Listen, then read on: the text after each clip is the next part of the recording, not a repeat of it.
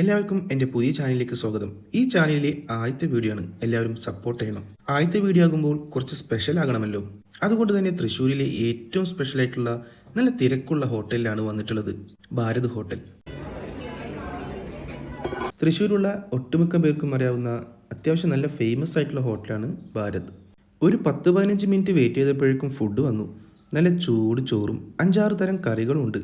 പിന്നെ കൂടെ 2 പപ്പടവും, പിന്നെ കുറച്ച് രസവും ഇഞ്ചും പുളിയും അച്ചാറൊക്കെ ടേബിളിൽ തന്നെ ഇരിക്കുന്നുണ്ടായിരുന്നു. പ്ലേറ്റ് കൊണ്ടുവന്ന് വെച്ചിട്ട് അപ്പോൾ തന്നെ നമുക്ക് ചോറ് വിളമ്പാനായിട്ട് ആൾ വന്നു. നല്ല ചൂടോടെ തന്നെ നല്ല ക്വാണ്ടിറ്റിയിൽ ചോറ് വിളമ്പി. അതാണ് എനിക്ക് ഇവിടുത്തെ നല്ല പ്രത്യേകമായിട്ട് തോന്നിയത്. അല്ല, നല്ല ഫ്രഷ്നെസ് ഉണ്ടായിരുന്നു. ചോറാണെങ്കിലും കുടിക്കാനുള്ള വെള്ളമാണെങ്കിലും നല്ല ചൂടോടെ തന്നെ, അതുപോലെ കറികളാണെങ്കിലും എല്ലാം നല്ല ഫ്രഷ്നെസ് ഉണ്ടായിരുന്നു. നമുക്ക് അപ്പോൾ തന്നെ ഉണ്ടാക്കിയിട്ട് കൊണ്ടുവന്നിട്ടുള്ളൊരു ഫീൽ ഉണ്ടല്ലോ. ആദ്യം ആ പപ്പടം എടുത്തിട്ട് ആ ചോറിൻ്റെ സൈഡിലോട്ടൊന്ന് മാറ്റി വെക്കാം. സത്യം പറഞ്ഞാൽ നല്ല വിശപ്പുണ്ട്. തൃശ്ശൂർ വന്നിട്ട് കുറേ നേരം കറങ്ങിയതിന് ശേഷമാണ് ഇവിടെ ഭാരത് ഹോട്ടലിൽ വന്നത്. ഇപ്പോൾ ഏകദേശം ഒരു 2 മണിയായിട്ടുണ്ട് കേട്ടോ. അപ്പോൾ നമ്മൾ ഫുഡ് കഴിക്കാനായിട്ട് പോവാണ്. അപ്പോൾ ആദ്യം ആ ഇഞ്ചും പുളി എടുത്തിട്ട് ആ ചോറിൻ്റെ സൈഡിലോട്ട് ഒഴിച്ചു കൊടുക്കാം.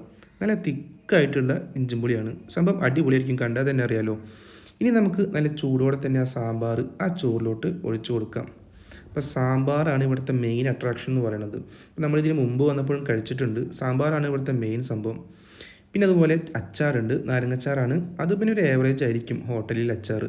അപ്പോൾ അതെടുത്തിട്ട് കുറച്ച് ചോറിൻ്റെ സൈഡിലോട്ടൊന്ന് ഒഴിച്ചു കൊടുക്കാം.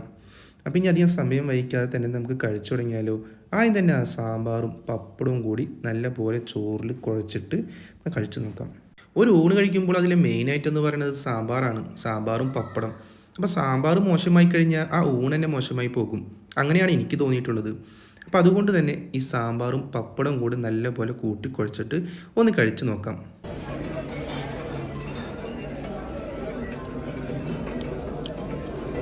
സാമ്പാറും ചോറും അടിപൊളിയാണ് കേട്ടോ. നല്ല കുത്തിരിച്ചോറും പിന്നെ നല്ല കുറുകിയ സാമ്പാറും ഒരു രക്ഷയില്ലാത്ത ടേസ്റ്റാണ്. അത് കഴിഞ്ഞ് ഓരോ കറികളും കൂട്ടിയിട്ട് കഴിച്ചു നോക്കി. ആദ്യം തന്നെ കായും പയറും ഉപ്പേരിണ്ടായിരുന്നു. അത് ചോറിൻ്റെ കൂടെ നല്ലപോലെ കുഴച്ചിട്ട് ഒന്ന് കഴിച്ചു നോക്കി. സംഭവം കൊള്ളാം. ഒരു ഏവറേജ് ടേസ്റ്റാണ്. മോശമൊന്നും പറയാനില്ല, എന്നാൽ ഭയങ്കര അടിപൊളിയായിട്ടുള്ളതൊന്നും പറയാനില്ല. പിന്നെ എല്ലാം തേങ്ങ ഇട്ടിട്ടാണ് എല്ലാം ഉപ്പേരി ഉണ്ടാക്കിയിട്ടുള്ളത്. പിന്നെ അത് കഴിഞ്ഞിട്ട് പച്ചപ്പയർ ഉപ്പേരി ഉണ്ടായിരുന്നു. അതും കൂട്ടിയിട്ടൊന്ന് കഴിച്ചു നോക്കി. അത് കഴിഞ്ഞിട്ട് പിന്നെ മുരിങ്ങക്കായും പരിപ്പ് കറി എല്ലാം കൂടിയിട്ട് ചോറ് കഴിച്ചു നോക്കിയിട്ടോ. സംഭവം എല്ലാം ഒരു ഏവറേജ് ടേസ്റ്റ് ആയിരുന്നു.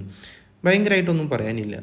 പിന്നെ അത് കഴിഞ്ഞിട്ട് കുറച്ച് രസം ഉണ്ടായിരുന്നു, മോര്, തൈര് ഇതെല്ലാം കൂട്ടിയിട്ട് കഴിച്ചു നോക്കി. പപ്പടം കൂട്ടിയിട്ട് കുഴച്ച് നോക്കി. സംഭവം കുഴപ്പമില്ല, അത്യാവശ്യം ടേസ്റ്റ് ഉണ്ട്. പക്ഷേ ഒരു ഏവറേജ് ഫീലാണ്. ഇവിടുത്തെ മെയിൻ ആയിട്ട് എന്ന് പറയുന്നത് മസാല ദോശയാണ്. അത് പണ്ടാണെങ്കിലും ഇപ്പോഴാണെങ്കിലും എനിക്ക് അങ്ങനെയാണ് തോന്നിയിട്ടുള്ളത്.